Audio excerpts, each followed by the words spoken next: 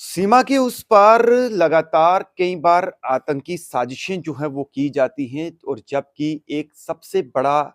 जो चैलेंज रहता है वो रहता है नारकोटिक्स का। यानी देश के दुश्मन किसी ना किसी तरीके से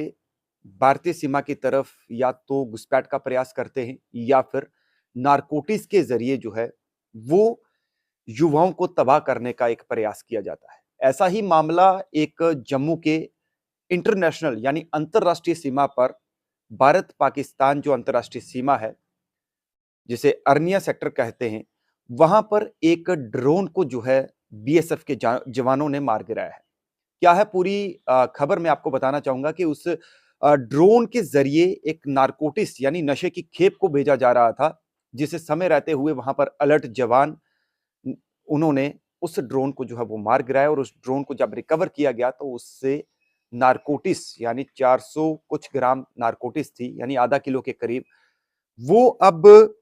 नारकोटिक्स किस तक पहुंचानी थी, क्या कुछ उसके पीछे का कहानी थी,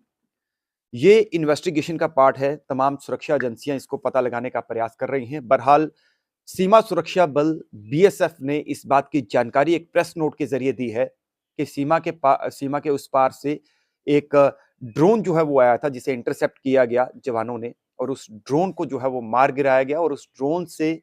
नारकोटिक्स जो है वो बरामद किया है। ये कोई नया मामला नहीं है, इससे पहले भी अंतरराष्ट्रीय सीमा एलओसी या तमाम जितने भी बॉर्डर के इलाके हैं वहां पर इस तरीके की रिपोर्ट्स जो है वो हमें सुनने को मिली है और देखा भी गया है कि इस दुश्मन देश की हर एक नापाक कोशिश को कभी भी सुरक्षा बल जो है वो कभी कामयाब नहीं होने देते।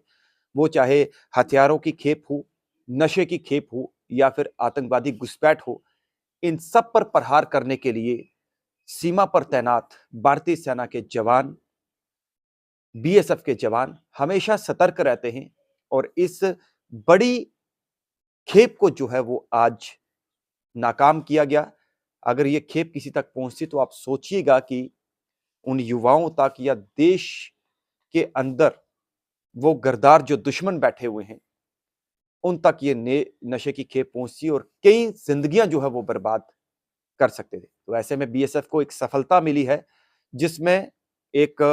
नशे की खेप यानी एक ड्रोन को रिकवर किया गया और इसकी इन्वेस्टिगेशन जारी है कि आखिर किन लोगों के पास जो है ये खेप जानी थी, क्या कुछ था। ये इन्वेस्टिगेशन का पार्ट है, उसके बाद ही स्पष्ट हो पाएगा कि आखिर इस पूरे नेक्सस के पीछे